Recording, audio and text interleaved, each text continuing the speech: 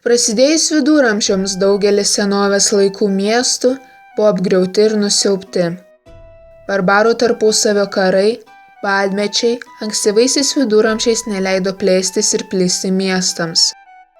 Tačiau XI amžiuje situacijai pagerėjus dėl sumažėjusio karų pavojaus bei žemės ūkio pažangos, prekybos suaktyvėjimo, miestai atgimė.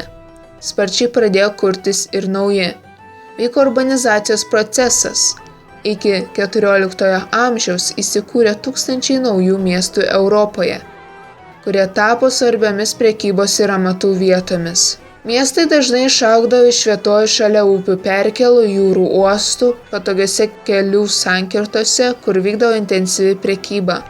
Dažnai būdavo ir taip, jog miestai susikurdavo iš gyvenvietės esančios šalia feodalo tvirtovės. Dėl feodalo teisės rinkti rinkliavas, miestai jam turėdavo mokėti didelius mokesčius. Miestams tapus didesniems, turtingesniems gyventojai pradėdavo reikalauti savivaldos. Neretai tai sukeldavo konfliktų tarp feodalų ir miestiečių. Visgi, miestai dažnai įgydavo nepriklausomybę, o su ja teisė miestiečiams verstis prekybą, leisti įstatymus, turėti savus teismus ir panašiai. Be to, teisės miestams kartais suteikdavo šalių valdovai. Vadinamųjų miesto teisių ar modelių Europoje buvo daugiau nei viena. Pavyzdžiui, Klaipėdai, tuo metu priklausiusiai Vokiečių ordino valstybei, 1258 metais buvo suteiktos Liubeko miesto teisės. Tačiau centrinėje ir rytinėje Europos dalyje buvo labiau išplitęs kitas Magdeburgo savivaldos modelis ar kitaip tiesiog Magdeburgo teisė. Šios teisės bruožai būtų tokie. Visų pirma, ji leido patiems miestiečiams tvarkyti, reguliuoti prekybą bei amatus.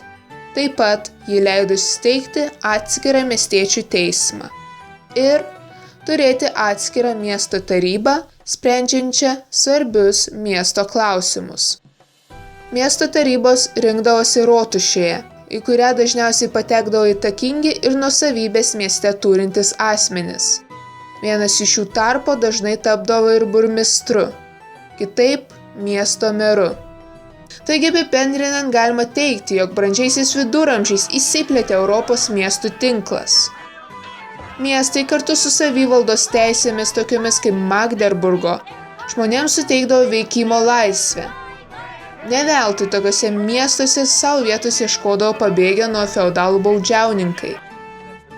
Metus juose išgyvenę ir nesučiupti, jie tapdavo laisvi, todėl tuo metu taikliai buvo sakoma, kad miesto oras daro žmogų laisvą.